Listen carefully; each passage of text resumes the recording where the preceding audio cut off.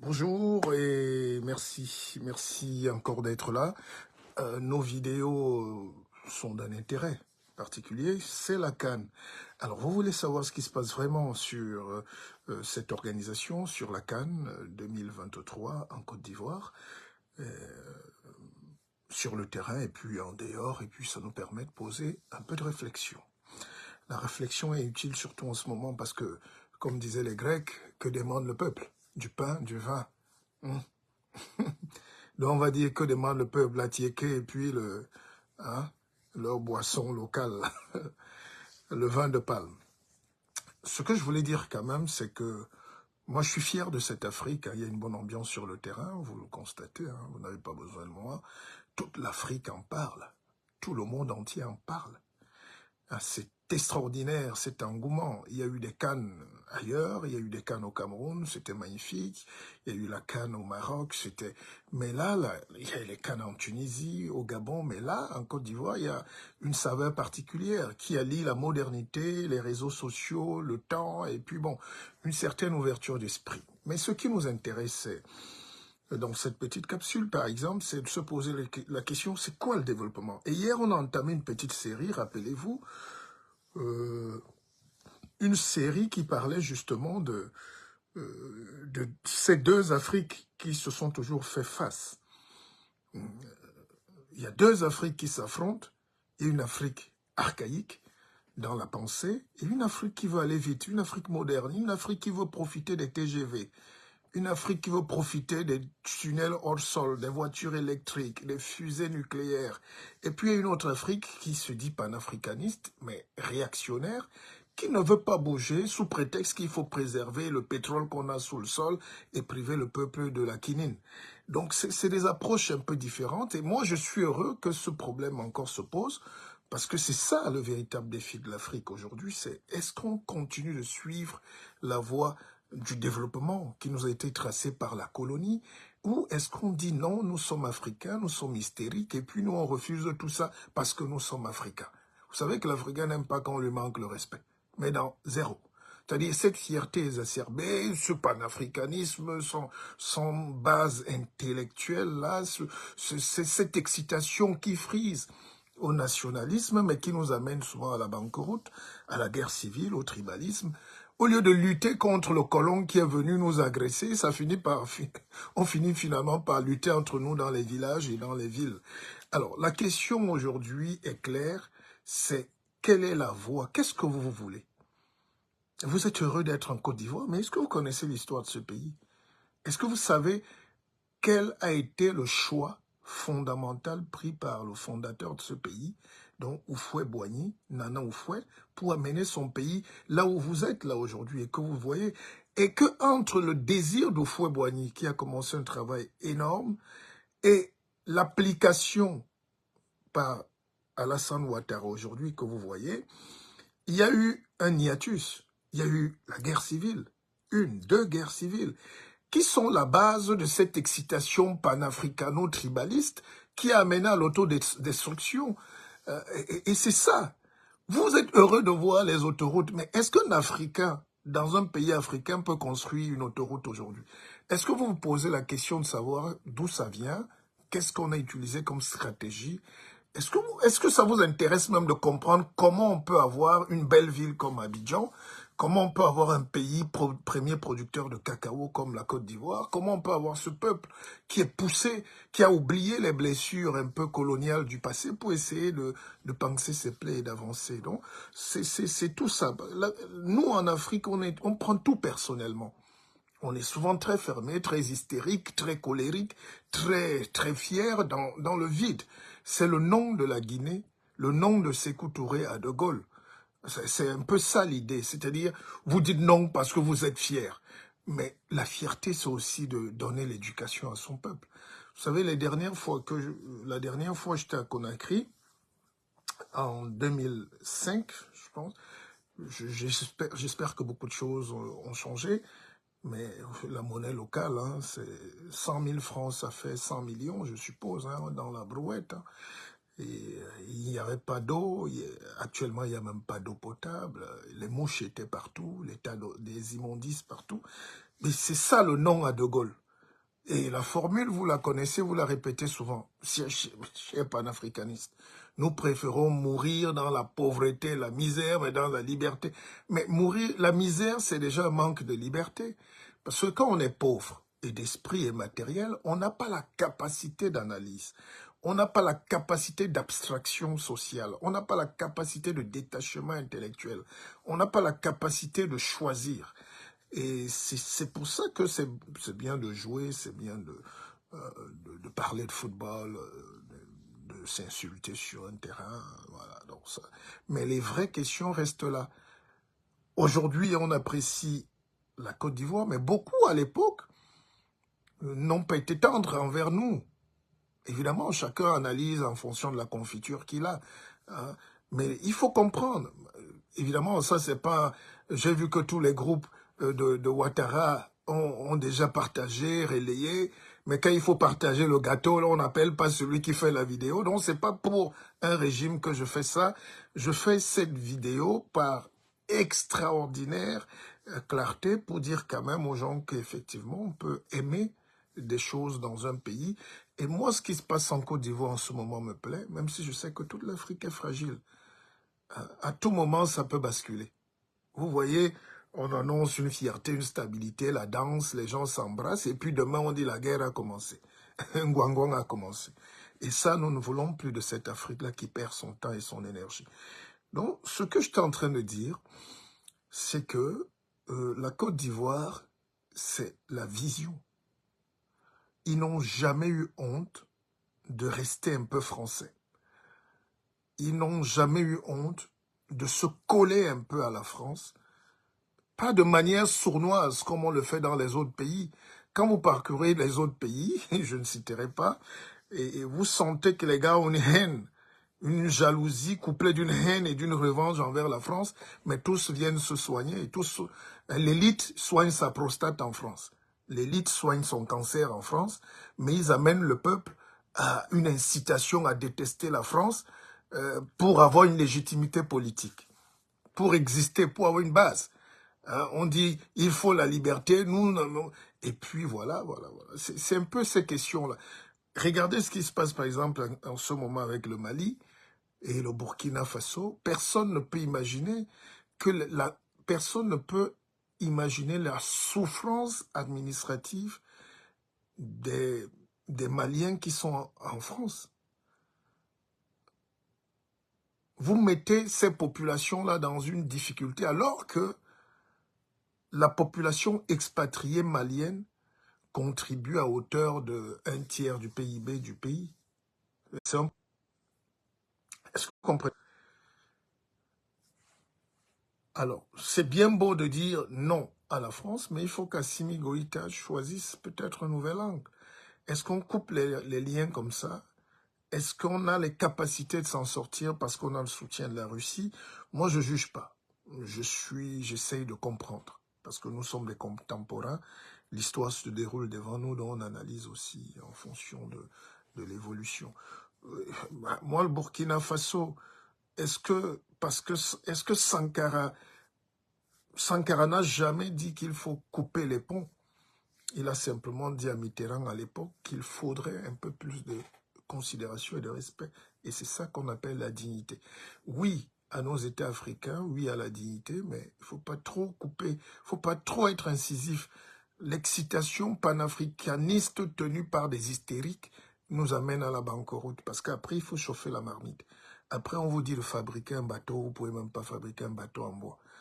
On va vous demander de fabriquer même une cuillère, vous n'allez pas pouvoir forger même une cuillère. Et c'est ça la situation réelle de l'Afrique aujourd'hui. C'est-à-dire, nous avons la volonté, nous décidons d'être libres. Nous sommes très heureux d'être libres, mais sur le terrain, on ne peut pas être libre.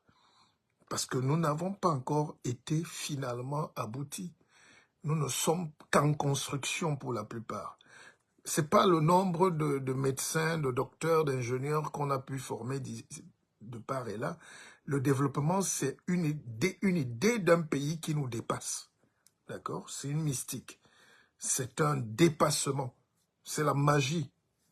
C'est-à-dire, on peut avoir 1000 agrégés par exemple au Cameroun, mais ils ne peuvent pas faire même 100 mètres de goudron. Parce qu'ils n'ont pas la connaissance acquise, ils n'ont pas la pratique, ils n'ont pas la mystique, ils n'ont pas la vue globale qu'on fait, ils n'ont pas la marque du développement, qu'ils soient dirigeants ou pas. C'est parce qu'on est incapable donc de structurer la méga structure, la méga pensée, que je pense que pour un début, il faut collaborer. Il faut collaborer. Ça fait mal, mais c'est ça la vérité.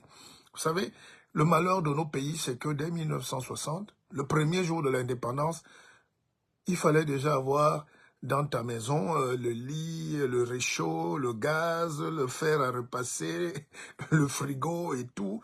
Alors là, il faut aller chez le boutiquier et emprunter. Et il y a encore des pays africains qui payent la dette. Haïti paye encore son affront. Et c'est ça qui est pénible dans la compréhension. C'est-à-dire, dès le 1er janvier 1960, enfin pour la plupart des pays, le premier jour de l'indépendance, il fallait déjà avoir l'armée, il fallait déjà avoir la finance, dont l'argent, il fallait déjà avoir les fonctionnaires prêts à être payés, il faut faire tourner le pays. Et là, on s'est retrouvé coincé. Si c'était à refaire, on n'allait pas le refaire. Il fallait aller progressivement. Et je vous ai expliqué ça hier, c'était la vision de Césaire, c'était la vision un peu de Senghor et tous ces gens. Et Houphouët avait dit, pour lui, la force de l'Afrique va venir quand elle sera économiquement fière et stable. Donc il faut qu'on travaille d'abord le volet économique de nos pays, mais on est resté sur l'idéologie. On est resté sur « Vive l'Afrique indépendante ». Comment tu peux être indépendant alors que tu n'as même pas de marmite pour préparer, pour faire ta cuisine, ta papote? Et c'est ça, les Africains doivent comprendre qu'on vit dans un monde très économique. C'est l'économie qui influe sur le politique et pas l'inverse. Et on a mis trop d'énergie dans la politique. On a mis trop de... La preuve, les transitions. Si je prends un Gabonais, par exemple, aujourd'hui, je dis, est-ce que ta vie a changé? Oui, Bongo est écarté, la famille Bongo Host. Mais si on fait le bilan, est-ce que vous sentez quelque chose de différent? Il va me dire, oui, peut-être on a réglé moins de vols. Mais concrètement, il ne peut pas avoir de progrès, une incidence directe. Parce que le Gabonais seul ne peut pas scier son bois aujourd'hui. Il en est incapable. Il ne peut même pas fabriquer une scie. Hein? Idem pour les Camerounais. Il y a une petite économie de l'informel, là, on frit les chips et tout. Mais la méga structure, la méga force technologique qui crée le développement économique, ça, il faut toujours aller la chercher. Et ça sera soit avec les Chinois, soit avec les Russes, soit avec les Français, soit avec les Anglais, soit avec les Canadiens. Mais à bien réfléchir, quand on regarde tous ces pays-là, le moins mauvais des pays pour moi, c'est, in my own opinion, is French. C'est la France. Parce que la Chine ne donne jamais rien. Les Chinois sont des businessmen intrépides. Ils sont même très fourbes. Ils peuvent vous donner des babouches déchirées en plastique et puis eux, ils reviennent vendre les mêmes babouches mais de meilleure qualité à côté. Comme ça, ils vous prennent votre argent, ils vous vendent la poubelle et ils reviennent vendre une autre poubelle aux gens. La Chine ne fait pas de transfert de technologie. La Chine vient déposer son port. Le port en eau profonde de Kribi est chinois et ils ne voulaient aucun, ils ne veulent pas d'Africains, de Noirs souvent sur leur chantier. Les Allemands sont très fermés. Ils peuvent venir vous donner comme dont un forage, mais ils ne vont pas déplacer. Ils peuvent avoir une mission de développement GZ pour aller nourrir les gorilles et les pygmées dans les forêts, mais ils ne peuvent pas installer une usine allemande de qualité quelque part. Alors, moi, je ne suis pas le porte-parole de la France, il faut qu'on soit d'accord, je vous connais dans les raccourcis. Mais nous avons la capacité aujourd'hui, nous avons la surface de... moi, je sais quand même que la France, dans les années 60, on expliquera plus tard dans une autre direct ce qui s'est passé, à l'aube des indépendances, la France a déplacé des grands groupes. Un groupe comme Péchinet, numéro 1 mondial de l'aluminium, était à l'UQAM, au Cameroun, dont la plus grosse entreprise, la première industrie africaine, la grande, c'était à l'UQAM et c'était au Cameroun. Et puis, on va expliquer plus tard ce qui s'est passé, mais ils sont partis. Ils ont démantelé leur usine parce qu'à l'époque, il se disait que ça peut être un empire, ça peut être un grand ensemble. Et si on avait laissé ce grand ensemble, Afrique-France, évoluer, avec un peu de recul, c'est qu'on est la première puissance mondiale.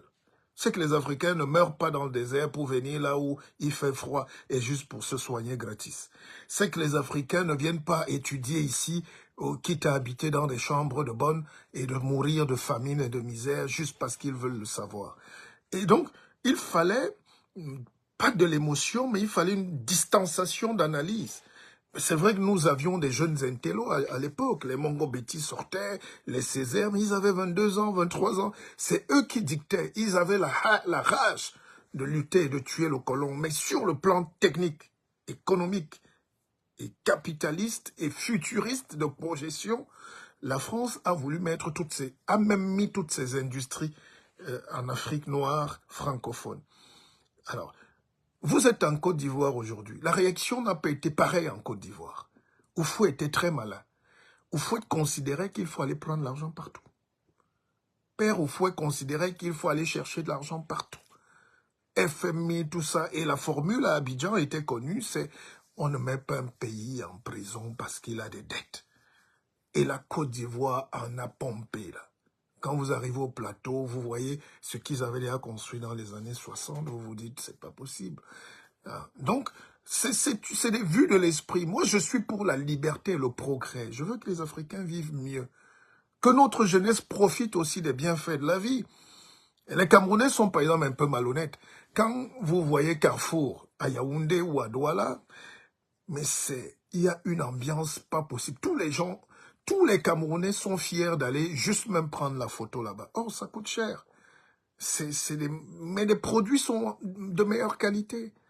C'est toujours la France, mais qu'ils rejettent publiquement ou sur Facebook. Mais eux tous vont... Ça fait du bien d'aller faire un tour à Carrefour. Donc, ne soyons pas schizophrènes, acceptons le développement, posons nos critères et puis avançons. Moi, je suis décomplexé par rapport à ça. Je ferai des prochaines conférences. Et il faut trouver le partenaire qui peut nous aider à sortir de la routine. Parce que je ne vois pas un autre pays... La France a un côté peut-être paternaliste. Ils veulent être les patrons, ils veulent toujours...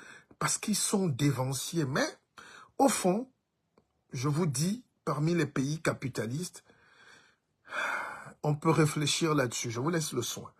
Et il ne faut pas avoir peur de réfléchir. Donc, la Côte d'Ivoire, donc, c'est pour ça qu'Oufoué même a favorisé la fabrication d'une élite financière, comme les Alassane Ouattara qui sont montés à New York étudier la finance, l'argent. Et plus tard, il a été rappelé comme Premier ministre pour appliquer ce qu'il a vu là-bas, dans les institutions de Bretton Woods. Et quand il a voulu accéder au pouvoir, c'est là où Ngwangwang a commencé. C'est là où l'Africain, le vrai, l'éruptif, le nerveux, le tribaliste, le xénophobe, a découvert qu'il faut être ivoirien. Et c'était quoi être ivoirien pour eux? C'est avoir un nom qui ne porte pas consonance, qui n'est pas consonance des pays limitrophes, comme la Guinée, le Mali, le Burkina et tout, et on prêtait. Et les gens oublient de dire que tout cet ensemble-là, c'était l'AOF, l'Afrique occidentale française. Il n'y avait pas de frontière entre le Dahomey, entre le Burkina, non, le Dahomey c'était le Bénin, et puis le Burkina Faso, il y avait même la fédération de la Sénégambie. Le Sénégal et la Gambie étaient un même pays. Donc, on ne va pas revenir là-dessus. Bon, alors, Géraud, il y a une belle... J'aime bien cette analyse-là de ce monsieur sympathique qui nous dit, par exemple, vous savez, beaucoup de gens m'ont dit, le guide, fais tes vidéos, ne laisse pas les gens intervenir, ça te dégrade. Je dis non, moi je suis ouvert, je veux comprendre, on n'est pas dans un monologue. Alors, monsieur Pépé, l'Afrique n'a pas besoin du suivisme pour s'élever. Nous avons nos savoirs propres à nos cultures pour un développement différent. Toute notre constitution est calquée à l'occidental. Le modèle arabe est un exemple. Ouf, c'est pénible. Alors, quand quelqu'un vous dit ça, qu'est-ce que vous allez lui répondre? Qu'est-ce qu'il appelle modèle arabe? Vous ne savez pas que l'Iran, qui est combattu et qui est en guerre aujourd'hui contre Israël et les États-Unis, l'Iran a un projet nucléaire qui est soutenu par la Russie. C'est quoi le modèle arabe? Vous ne savez pas que le Maroc a tous les grands groupes français et européens? Vous ne savez pas que l'Algérie, qui était pionnière dans la libération de l'Afrique, c'était l'Afrique libre. Tous les leaders panafricanistes, les Oumyobé, les Wandje, les Moumié, tous ces gens, les Jonas Savimbi, allaient se cacher à Alger. Ben Bella et tout, renseignez-vous. Mais l'Algérie aujourd'hui est dans d'autres conventions avec l'Allemagne. La plus grande centrale photovoltaïque du monde est en train d'être faite en Algérie. Et le pétrole est... Voilà, il y a une nouvelle route du pétrole. Donc, on ne peut pas se développer tout seul. C'est ce que je veux faire passer comme message. Le développement, c'est quelqu'un qui t'apporte de l'intelligence, qui t'apporte ses machines, qui t'apporte son savoir-faire, et puis toi. Mais pendant qu'il dépose ses machines, vous êtes en train de boire Koutoukou. Vous êtes en train de faire des lives pour s'insulter. Vous êtes en train d'étudier la stylistique. Hein? Dans les universités, la psychosociologie. Je ne dis pas que c'est mauvais, c'est les sciences humaines. Mais comprenez que nous parlons de l'industrie et le développement. Comment on fait pour amener chez nous, pour attirer chez nous les fusées, les ponts de 5 étoiles, les autoroutes viables? Qui va nous donner cette technologie puisque nous ne voulons même pas réfléchir? Il faut parfois un siècle pour y arriver, mais aujourd'hui, on peut par un savant mélange de... Il faut copier intelligemment. Ça s'appelle un transfert de technologie pour d'autres, mais en réalité, le transfert de technologie n'existe pas. Personne au monde ne crée quelque chose et vient vous donner ça, genre. On est d'accord? Et sur ce plan, l'Africain est très méchant, très hermétique, très réactionnaire, très... Non, il faut faire parfois le mort. Vous savez, moi j'ai lu une histoire, parce que je suis très impliqué sur l'industrie. Mon dernier livre d'ailleurs porte là-dessus, je ne sais pas, vous l'avez essayé de le commander. C'est Industrialisons-nous et taisons-nous. J'insiste là-dessus. Ou industrialisez-vous et taisez-vous. Voilà. La preuve, voilà la canne en Côte d'Ivoire. C'est vrai que c'est beau, mais je vous mets au défi de me dire ce que l'Afrique gagne là. Est-ce que c'est l'Afrique qui a mis les lumières au stade? Est-ce que c'est une société africaine qui est sponsor? Est-ce que quelle est la société africaine? Nous sommes 1,5 milliard. Il y a des milliardaires. Mais ils mettent leur argent pour aller acheter les gobelins en plastique à Taïwan ou le riz pourri pour chien. Donc, parce qu'ils sont incapables de fabriquer ou de faire pousser leur propre riz. Mais il faut de la machine. Il faut du séquençage. Il faut des laboratoires. Il faut des universités, des écoles qui forment, qui prédisposent l'homme à cet étonnement scientifique. Alors, je disais donc que la Côte d'Ivoire, pour moi, est un laboratoire de ce que devrait être l'Afrique. Et là, je n'entends plus les panafricanistes, ils sont battus. Enfin, de premiers étages. Ils sont battus parce que ils veulent diaboliser un pays qui essaye de suivre son destin. Je préfère une Côte d'Ivoire qui apprend, qui colle, qui gère. Et quand vous avez un président comme Ouattara, sortant des émotions, vous comprenez donc aujourd'hui que le gars, il est prêt.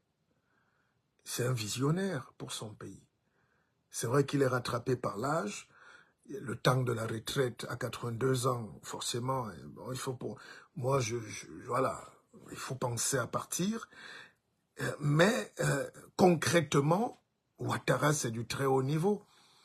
Et beaucoup d'Africains hystériques qui gardent des dictateurs incapables de créer même un puits chez eux, même dans leur village, viennent quand même insulter souvent le président Ouattara. Et c'est là où je dis non. C'est là où je dis non, soyez réalistes. Nous sommes dans la vraie vie. Il y a ce qu'on désire et ce qu'on a et ce qu'on peut avoir.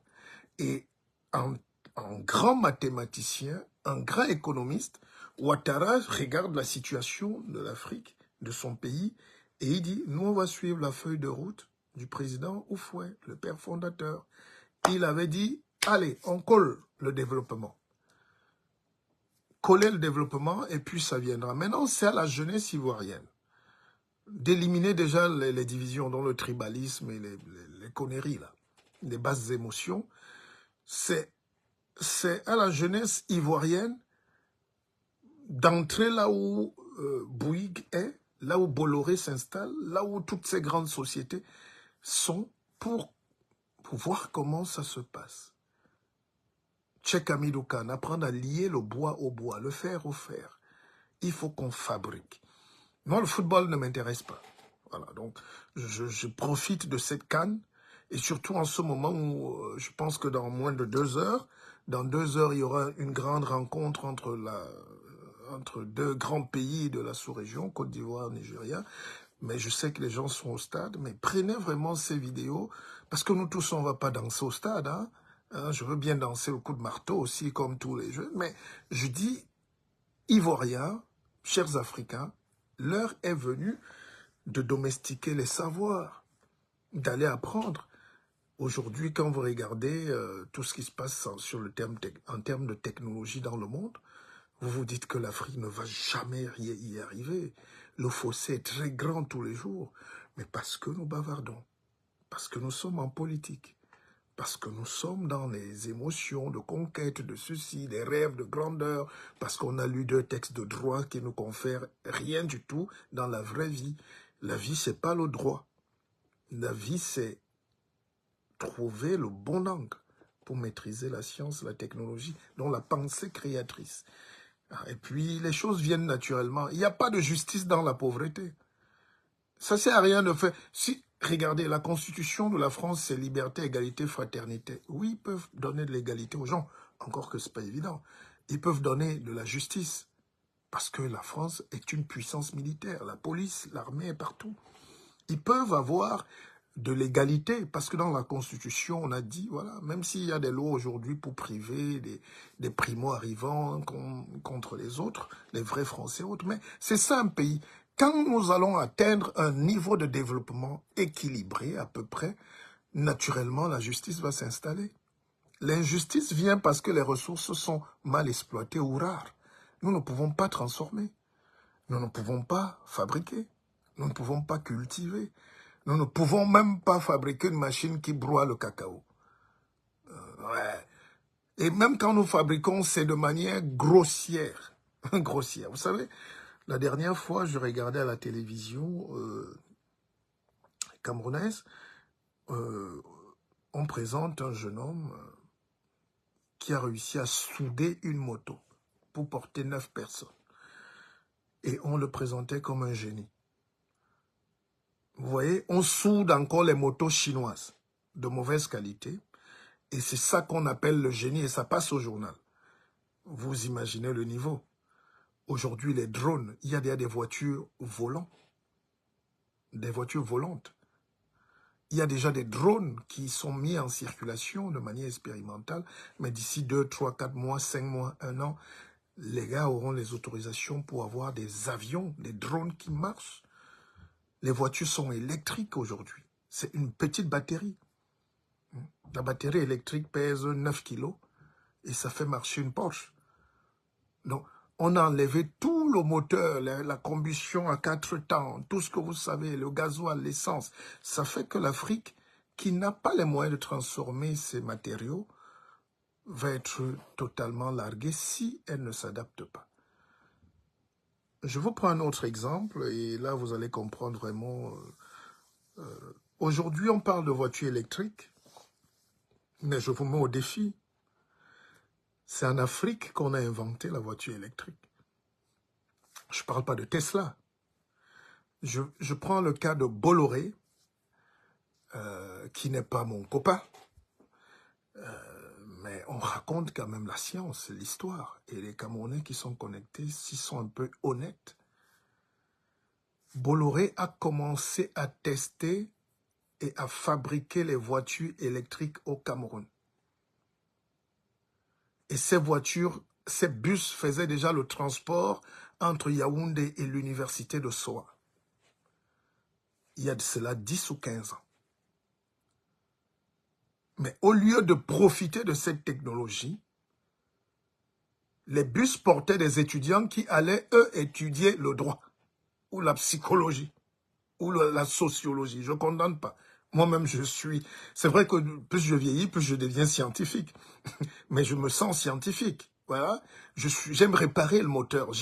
Il faut que l'Africain ait le goût du travail, là, de fabriquer, de toucher le truc, de créer.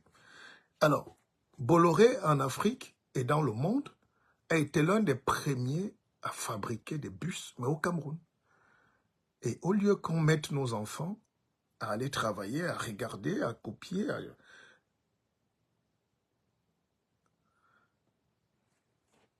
au lieu qu'on mette nos enfants, monsieur qui me dit que la voiture électrique a 40 ans, c'est ça le danger de causer avec tout le monde. Je viens de vous expliquer que Tesla, il y a déjà plus de 100 ans. Quand j'ai déjà dit Tesla, vous n'avez pas besoin de venir me dire que la voiture électrique a plus de 40 ans. J'ai parlé de Tesla.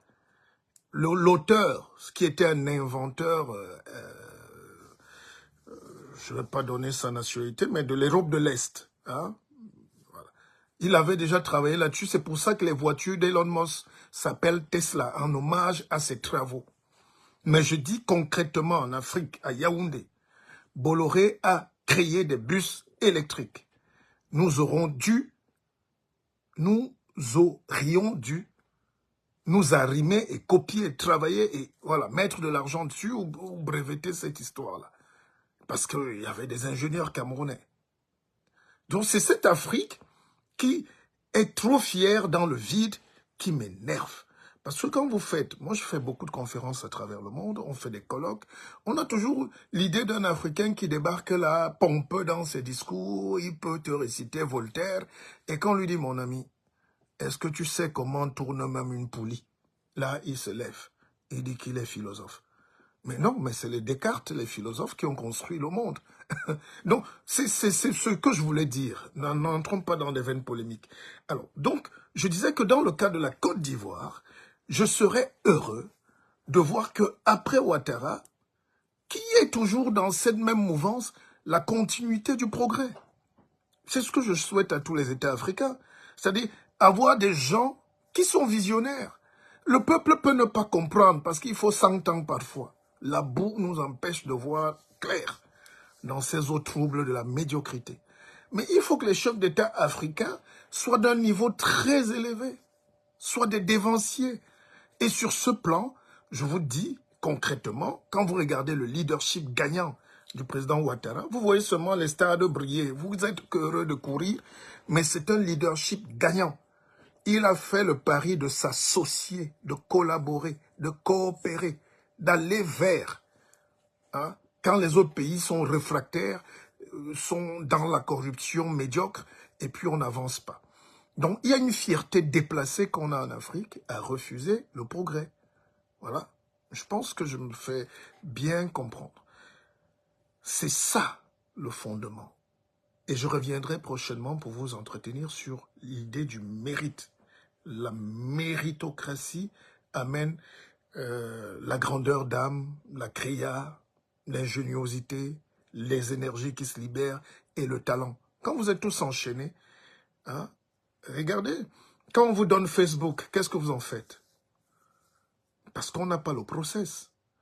C'est comme si on vous a donné un médicament sans posologie.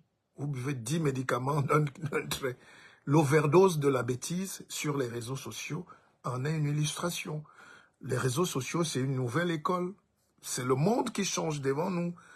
On veut que la connexion peut-être soit plus accessible. C'est un programme politique. Vous savez, moi, à une époque, quand j'ai dit aux Camerounais que mon projet politique, c'était le nucléaire, tous les gars sont venus tomber là comme des animaux. Hein. Personne n'a voulu comprendre et il fallait détruire. Et on a vu le programme qu'ils ont choisi. Quand tu viens dire aux Camerounais ou aux Africains l'énergie nucléaire pour qu'il n'y ait plus de délestage, les gars ne comprennent pas que c'est l'énergie nucléaire qui est l'énergie la moins chère du monde et la plus accessible. Parce que c'est juste les atomes de carbone qu'on chauffe et qu'on refroidit. N'est-ce pas? Dès qu'on a dit ça, on avance. Et puis maintenant, si tu fais un autre programme politique sur leur dire, il faut de la data, des data centers partout en Afrique pour domestiquer nos serveurs et nos savoirs, on ne va pas te comprendre. Les gens veulent des raccourcis en Afrique. C'est quand on a développé l'outil technologique que l'agriculture devient un jeu. N'est-ce pas? Et il faut donc que l'Afrique ait des leaders. J'aspire à un leadership à un très haut niveau. Voilà. D'ailleurs, si les Africains aimaient le progrès, vous croyez qu'un homme comme moi serait là derrière l'écran à vous parler? N'est-ce pas? On serait sur le terrain en train de fabriquer ce qu'on fait déjà. Mais aucun dirigeant ivoirien de haut vol ne va m'appeler. D'accord? Ni Gabonais, ni Camerounais, ni ceci, on se connaît. Au contraire, ils vont me prendre pour un ennemi qu'il faut disqualifier tout de suite et abattre et fabriquer des gens sans épaisseur pour embêter l'Afrique, créer la guerre civile, le communautarisme, le tribalisme et la bêtise humaine. Et tout le monde devient expert. Donc, c'est quand vous avez fabriqué vos machines agricoles que vous développez la capacité à nourrir tout le monde, l'autosuffisance alimentaire. Et vous commencez à vendre votre blé, votre maïs, votre riz, vos fruits, vos papayes à travers le monde parce que vous avez développé une industrie. La roue, la daba, la machette ne peuvent plus survivre en 2024. Or, la quasi-totalité de l'Afrique aujourd'hui est enfermée dans cette bouillie de médiocrité, cette mélasse, et les gens n'ont pas accès. Les médicaments, vous me donnez la pharmacopée africaine, on fait une pharmacie. On fait une posologie globale. D'accord? On a des médecins qui viennent se former en Europe, peut-être pour la machine, mais on n'a pas besoin de venir former des gens en Europe sur la science. Puisqu'on a la science, vous avez la forêt, vous avez l'objet des recherches du monde. C'est comme la CAN aujourd'hui. Tous les grands joueurs du monde sont africains. Que vous le vouliez ou pas. La coupe asiatique ne veut absolument rien dire. On a envie d'aller voir personne là-bas.